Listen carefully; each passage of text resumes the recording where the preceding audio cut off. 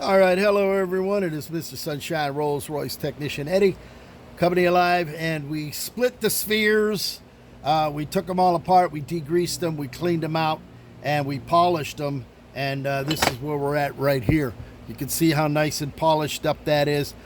We cleaned the inside here where the valve goes in. We actually cleaned the inside.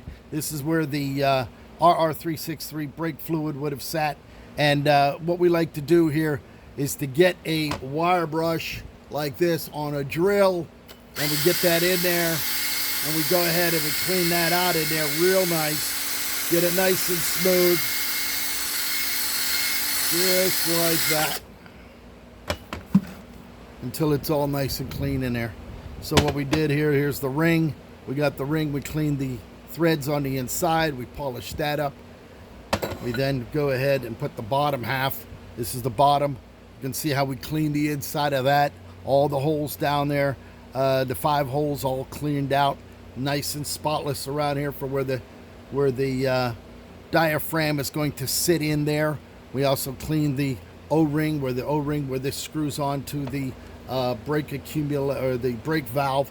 Here's the brake accumulator valve right here. That'll screw on here shortly, and that's what we have. So it's all nice and clean. You can see inside out. We have a brand new kit that's going to go in there.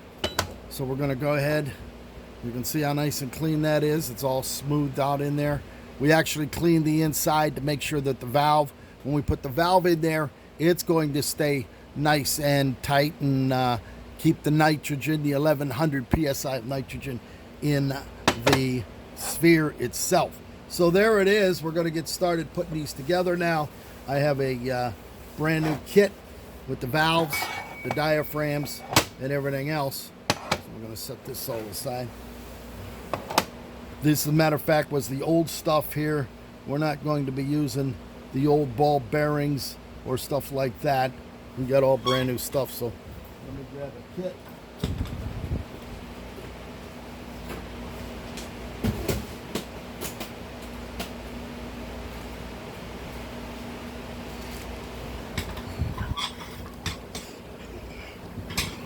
And here we go. These are flying spares. These are the accumulator sphere seal kits. All right, they come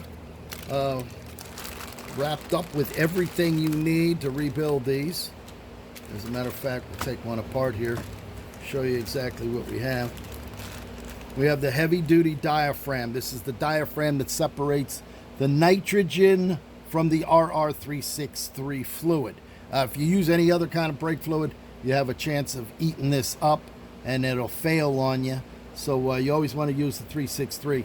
In here, we have the valve, the O-ring, the spring, and stuff like that. So we're going to go ahead and start putting these together, and we're going to charge them up to 1100 psi of nitrogen, and we're going to get this thing done today. So we got a lot more to do. I finished up the rat trap if you watched the earlier videos. So the rat traps are done.